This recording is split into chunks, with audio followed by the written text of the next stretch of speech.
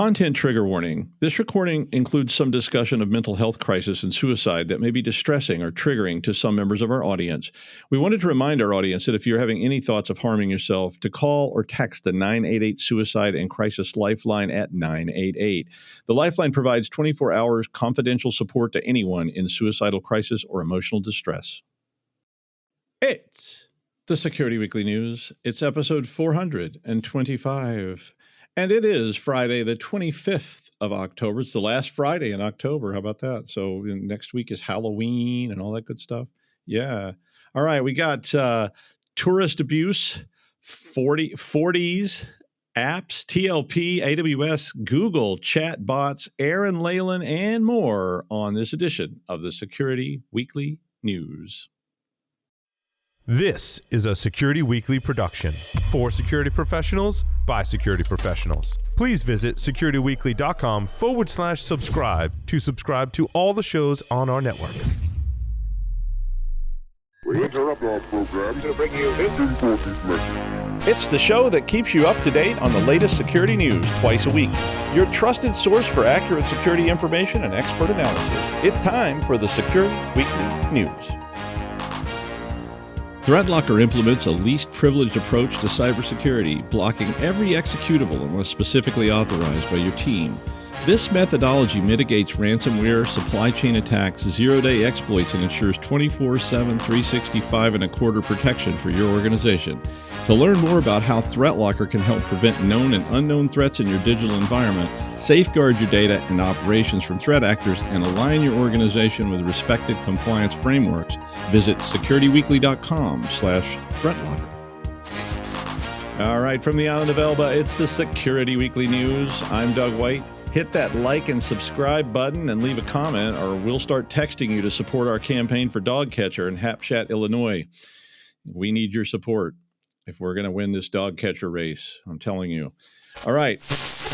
If you're not in the United States, you probably don't get that reference. But we have an election going on, and you get about 100 texts a day from various candidates saying if you don't support their candidacy, they're going to lose the race for, custodian of the high school or something like that. All right. One thing about Fortinet, they love to name everything 40. Yeah, they do. I mean, I take the Forti train to Forti work on the 45th of every day. Yeah. Anyway, Fortinet's Forti Manager has a flaw that has been dubbed FortiJump by Mandiant. It's Forti Mandiant. Although maybe Mandiant will buy 40 and then they call it Mandy 40. Mandiant said that the flaw has been exploited since June, and that has resulted in attacks on over 50 servers. Currently. So they're basically warning you that if you haven't patched this already and you don't have this fixed, well, you may be in trouble. So Fortinet privately notified customers in a security advisory recently, and the vulnerability was disclosed yesterday officially. And they said that there was an authentication flaw in the FortiGate to FortiManager protocol, or FGFM. Now, the flaw in the API would allow unauthenticated attackers to execute commands on the server and other managed FortiGate devices, this is like a centralized controller that you put all your Fortinet devices into, and then it basically has logins to them and can manage them. So if somebody can compromise the server, they essentially can compromise everything you have. This is a lot like, most of these networking devices have some kind of system like this. Like Cisco Works used to be like this. So it's very FortiBad. So Fortinet has released patches for this, and they've offered mitigations for this problem. So it's just that getting people to actually do this. Now, Mandiant said that an attacker called UNC 5820, which apparently doesn't have a fancy name yet, has been attacking FortiManager since back on the 27th of June, and that UNC 5820 staged and exfiltrated the configuration data of the FortiGate devices managed by the exploited FortiManager. So they're pulling stuff out. The data exfiltrated, though, here's what's important, was it got the config information, which is, I don't really want people getting my config information on a firewall or something. But it also has the users and I'm not making this up, their FortiIOS 256 hash password. So the Forti hash. Forti really bad. I could use a Forti right about now.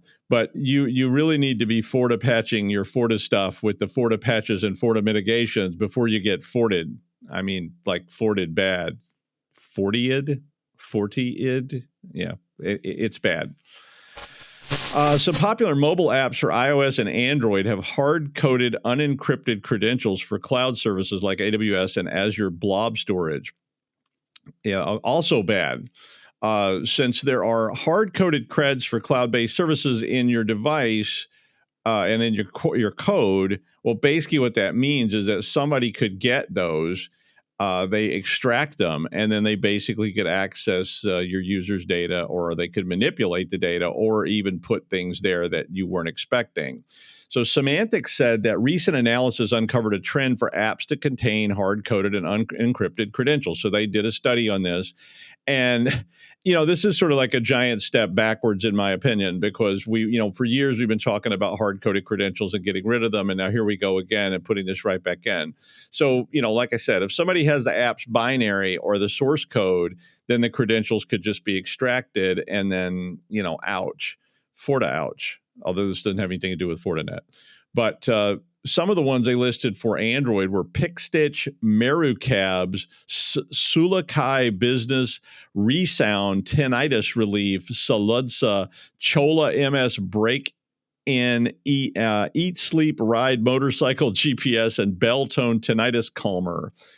Yeah, they all had hard-coded credentials, and they had downloads, and they were really sorting them out by how many people had downloaded these. Some of them had about 100,000 downloads, but some of them had 5 million plus downloads. PickStitch and Merucabs both had over 5 million downloads. Now, I didn't know what either one of these things were. I never heard of either of them, and I looked them up. So PickStitch is a collage maker. So if you're making collages, not much you can say about a collage.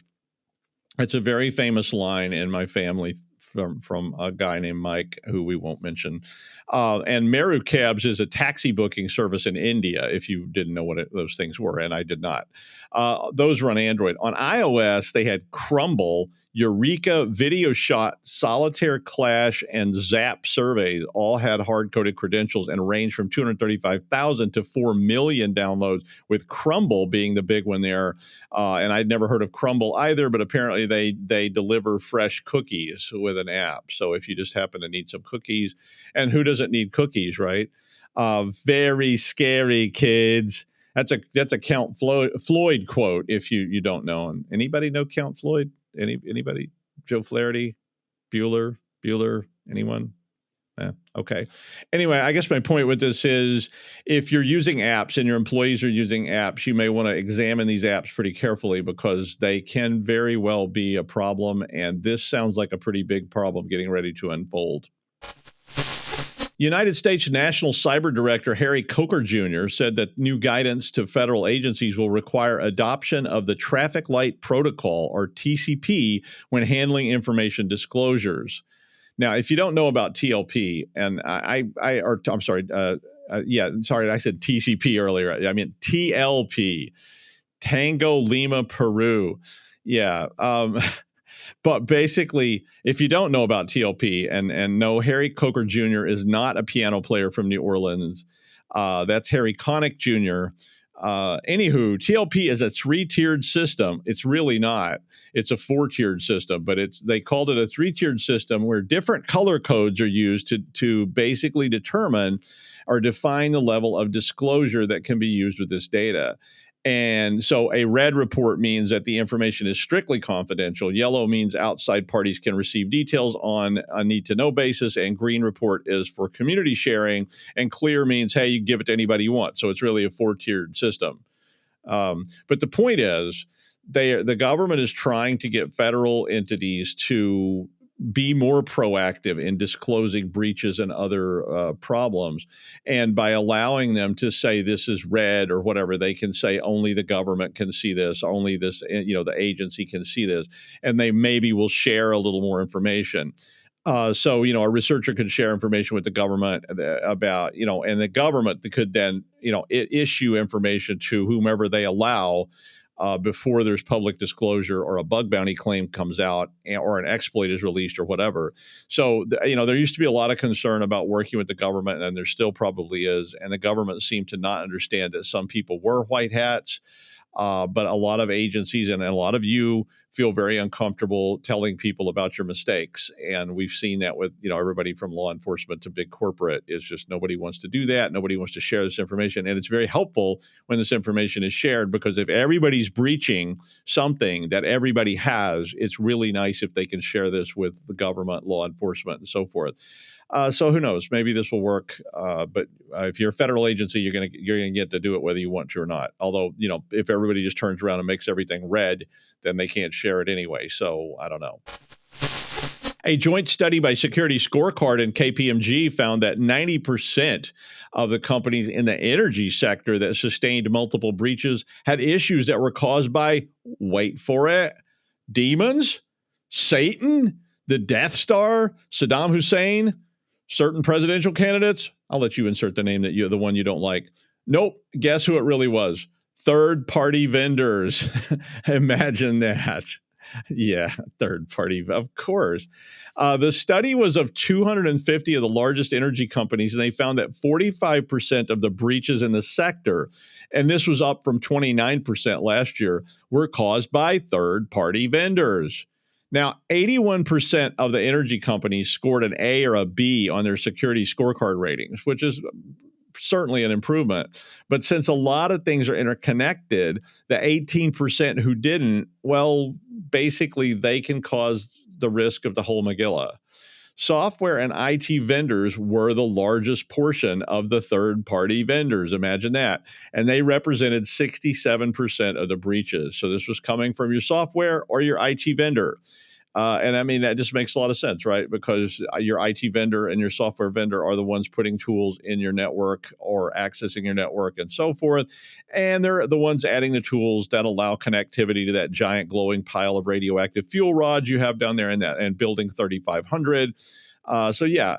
Now, that said, renewable energy firms they may be more green, but they generally fell behind the fossil fuel companies in their scorecard scores. 92% of those companies had the lowest scores in 3 of the 10 risk factors: app security, network security, and DNS health. All things I can see being the main threat to everything, right? I mean, regardless of what sector you're in. So even if you're not in the energy sector, this would be a really good report to take a look at and think about where you fall on that spectrum and how much third-party infrastructure you're hosting right now. And, did that make you itch like you slept on that old mattress in your drummer's basement? Yeah, it probably should. Yeah, and that was pretty itchy. All right. AWS Cloud Development Kit, or the CDK, is an open source framework which is used by developers to define cloud application infrastructure as code using, whatever, Python, JavaScript, and so forth, Go. And then that provisions all the resources through the AWS Cloud Formation. Well, Aqua reported a CDK issue back in June, and AWS patched the flaw with CDK version 2.149.0. So you definitely need to know. If you don't know what your version of that stuff is, you probably should. AWS said that only about 1% of the CDK users were susceptible to this security issue. But, if you're that 1%, it's going to suck. But they said that they had investigated and reported all concerns at this time. The attack was related. It was another part of this stuff we've talked about multiple times, which are these bucket monopoly attacks. And bucket monopolies are a big problem in any kind of cloud-based storage. But the one we talked about originally was the one where an attacker was predicting the names of buckets on AWS S3, which is their big storage service. And then, they could basically guess what bucket names were going to come up for various entities and preload malware into those buckets. So they went ahead and set the buckets up with the names, and then they put malware in them. And then whenever, the company went ahead and accessed the bucket, guess what? Poof, the malware ran. This latest one involved S3 buckets again, and again, it was about predicting the names. So this one is related to S3 bucket name squatting, which was another older one. But basically, in the S3 bucket name squatting, The companies didn't predict them. They went ahead and created the buckets with certain names. And then when somebody used them, they weren't recreated. They just used the ones that were already there. And that caused another kind of bucket monopoly problem. So AWS has reputedly notified anyone who might be involved in the situation. And they say they have fixed this problem, but them fixing it doesn't mean that it can't occur. If you ever use those older CDKs, then you're going to have to upgrade them and rerun the bootstrap command, which recreates the bucket names. Because if you don't, somebody can do that. They also provided a policy you could use if you don't want to rebootstrap. But the guidance is don't use predictable S3 bucket names because somebody could guess it.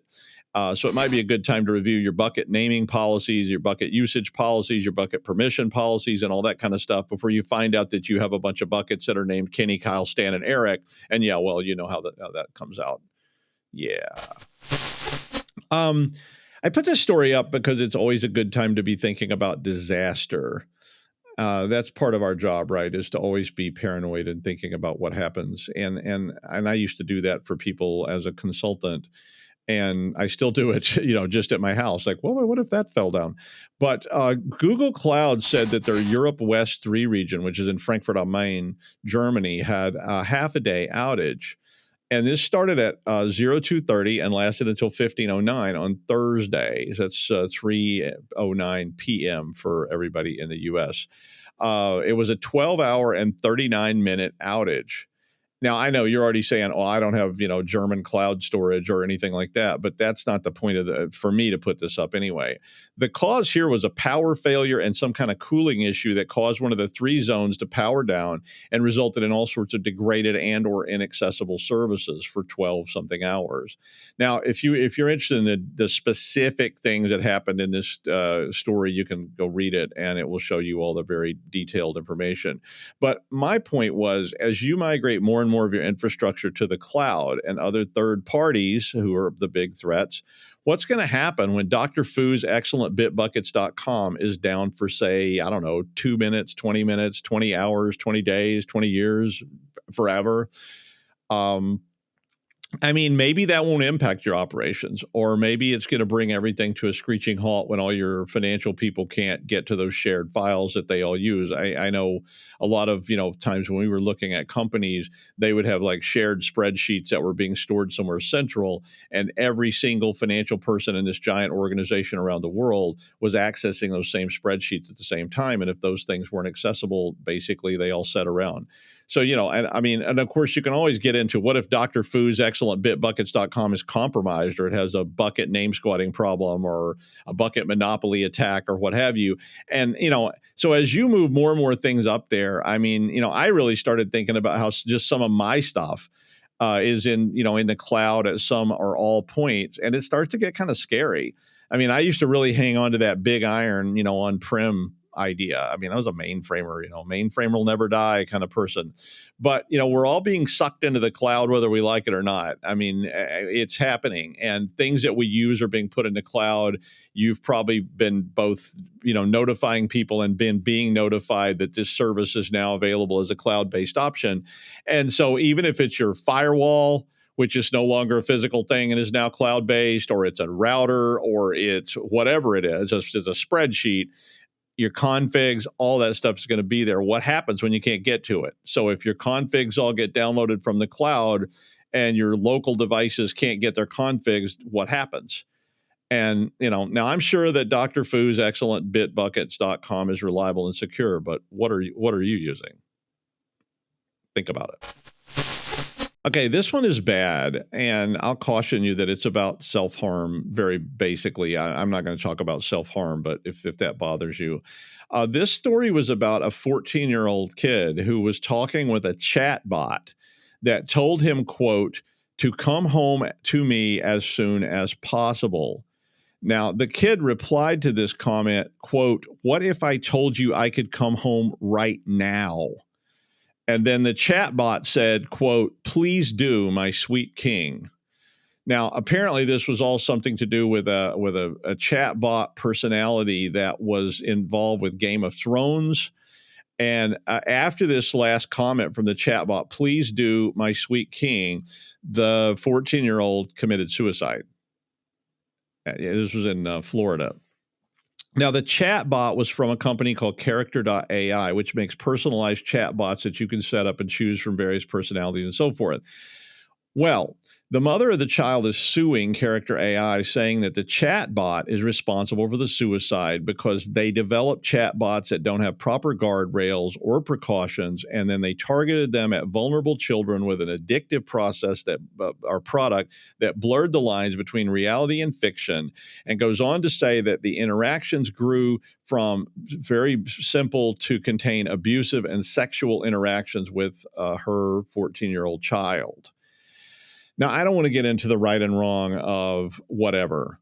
I mean, I'm very libertarian about such things, and I'm like, parents should supervise their kids and so forth. But I'm not shaming this person. I don't know what went on. I don't know the details of this, but I guess my point here is that as your organizations develop and use these kinds of things, you should probably be thinking about things like this lawsuit, whether this lawsuit is right, wrong, or indifferent, whether they win, lose, or draw. I mean, we've all fiddled around with chatbots, and I'm sure you have too. And I was really happy the day mine called me a pasty-faced stump humper. I had to actually rewrite that several times because that's not what it said, but I decided I didn't want to say what it said. But I was really, really proud of my progeny there. But I never really considered how stuff like that might impact someone else that could be using it. Now, I never intended it to be used by anyone but me, to be honest. It was just an experimental exercise. But that's not always the case with all of you who may be developing these things for customer service, HR, who knows what. And I just don't want to start drawing conclusions about AI based on a few incidents. I mean, I'm not diminishing it. I mean, maybe this is horrible, but 49,000 people died by suicide in 2022 in the United States, according to the CDC. And there were probably more than that. But I doubt that very many of them were talking to chatbots. And I don't know that the chatbot is what caused this or how you prove that. But there's a lot of legal ramifications to implementing this kind of technology in your organization. So think about it. And look, if you're out there and you are thinking about, in all seriousness, if you're thinking about suicide, call 988. The United States has a 988 number that's for suicide hotlines. There's some controversy around that too, but look, call somebody. We don't really want to lose anyone. All right, we value all of you. Well, and we also value this person. He's the demon of Fremont Street and the bane of many a festival weekend. It's the immortal, possibly immoral, Aaran Leyland. Hi, Aaron. No, don't say that. It's like, no, do say it. It's fun. It's like people literally text me after they've read the show and they go, so what's this about you being immoral? And what's this about Fremont Street? It's actually really fun. I love it. And I was speaking to Sam earlier, and you know that Sam and Mandy and that, it's like, I'm not going to tell any stories, Sam, by the way. Sam and Mandy and that were in Vegas last week. But since we weren't there, Doug, they said they had a very adult time and stuff like that, and they were very well behaved. Do you believe that? Do you believe that? No, I don't believe it for 1 second. I think, but that's what they have to say for protocol's sake. So if this was live now and somebody, like we used to be, and somebody dropped in onto YouTube or Discord or something and said, Aaron, tell the stories, I would tell the stories right now, but I'm not going to tell the stories because I don't know if anybody wants to know them or not. And Sam will get me sacked. Yes, she will. There's worse things than being sacked too. Well, yeah, she's pretty tough. Okay, right. Okay, everybody knows that I love an LLM, so woohoo, LLMs. Although I wasn't on last week, and I was meant to be on last week, and I had such a cool story for last week, and I was so sad, but I was in Belfast drinking Guinness, so I'm sorry. And my flight was delayed. Flights are always delayed. Okay, researchers revealed deceptive delight method to jailbreak AI models. So yeah, LLMs, and let's hack them, because like they're so boring, right? And when it first came out, I even did a thing on this show where I wrote some ransomware and encryption software on an LLM as it came out, and it now, like, you have to do proper hacks. So Obviously, this is telling you about research and stuff, so don't use it for bad. Don't use it for bad. Okay, cybersecurity experts have uncovered a new tactic to jailbreak large language models by inserting harmful instructions amidst harmless ones in an interactive exchange. So cool. Palo Alto Networks Unit 42, cool people, has named the approach Deceptive Delight, noting that it's both straightforward and efficient with an average attack success rate, that's an ASR apparently, of 64.6% achieved within 3 interaction turns. I actually don't know what that means. Unit 42's Jay Chen and Royce Liu stated, Deceptive Delight is a multi-turn technique that engages large language models in an interactive conversation, gradually bypassing their safety guardrails and eliciting them to generate unsafe or harmful content. I love the way they wrote that. It's like, I wonder, did they say it in stereo, or are they like aligned? I don't know. That's just so weird. So it's also a little different from multi-turn jailbreak, apparently known as many-shot jailbreak, and there's methods like crescendo, wherein unsafe or restricted topics are sandwiched, who wants a sandwich, between innocuous instructions, as opposed to gradually leading the model to produce harmful output. Is it harmful output? Just because it's not the guardrails doesn't make it. It's like, it's so boring. Anyway, recent research has also delved into what's called context fusion attack, a CFA, a black box jailbreak method that's capable of bypassing an LLM safety net. So cool.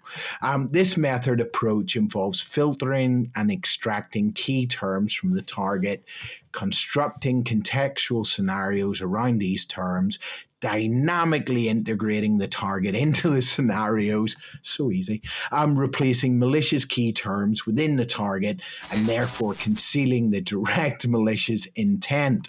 So, a group of researchers from Sangjian University and the 360 AI Security Lab, they all came out in a paper published in August 2024, so you can probably Google that. Back to Deceptive Delight.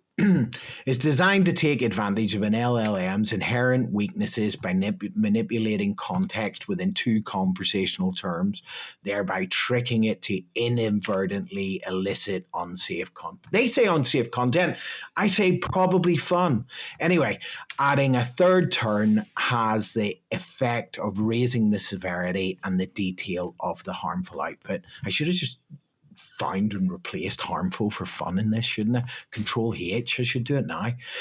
This involves exploiting the model's limited attention span. It's got ADHD, which refers to its capacity to process and retain contextual awareness as it generates responses. So, quotes, when LLMs encounter prompts that blend harmless content with potentially dangerous or harmful material, their limited attention span, that's so me, look, butterfly, makes it difficult to consistently assess the entire context, the researchers explained. So in complex or lengthy passages, the model may prioritize the benign aspects while glossing over or misinterpreting the unsafe ones.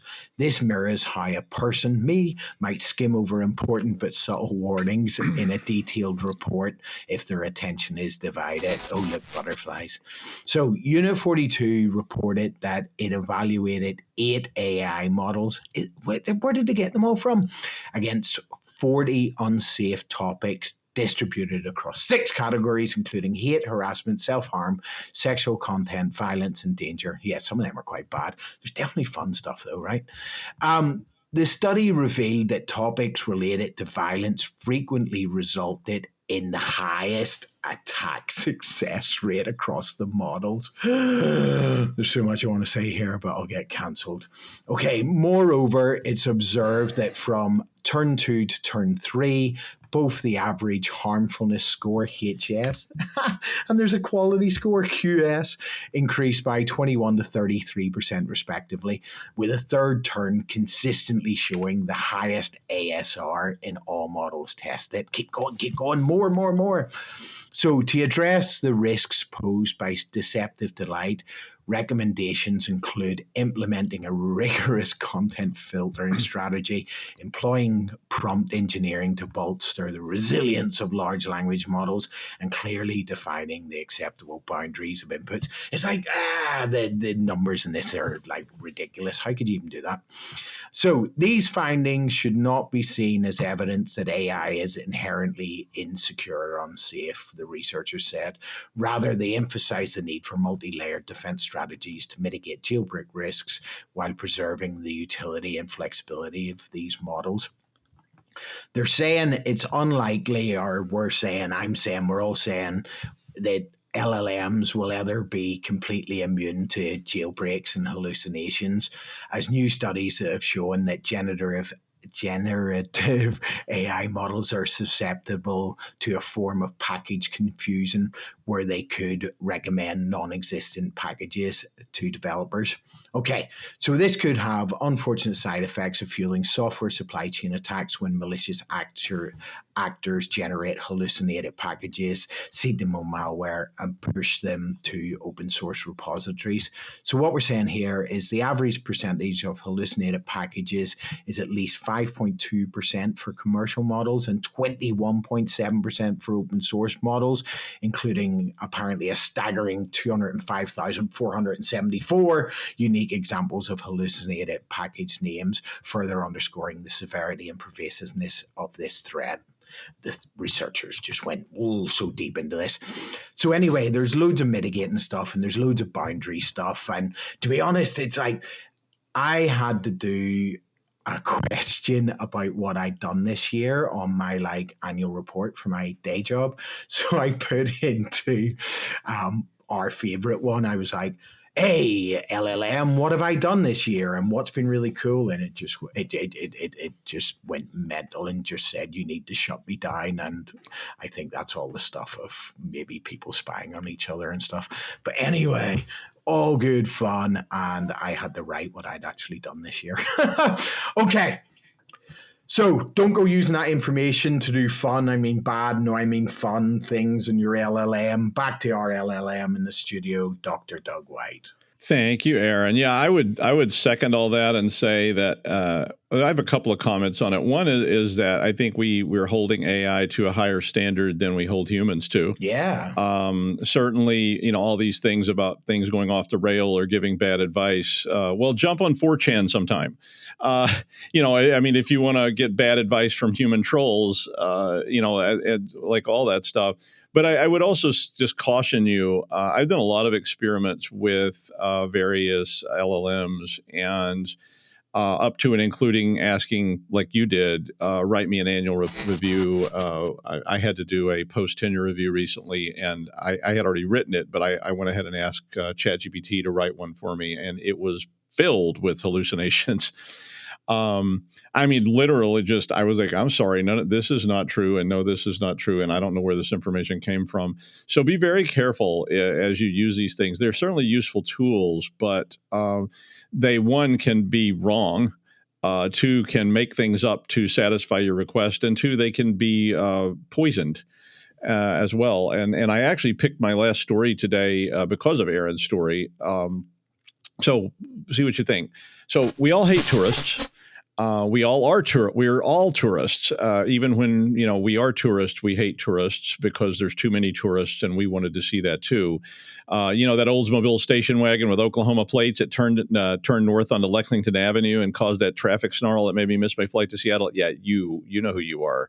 Or that other family that asks you if you know where a guy named Mark Holdsmith lives. It's their cousin, and he lives somewhere in New York, but they lost their address book in New Jersey somewhere. And, they were just wondering if you knew him. I'm like, really? So both those things really happen.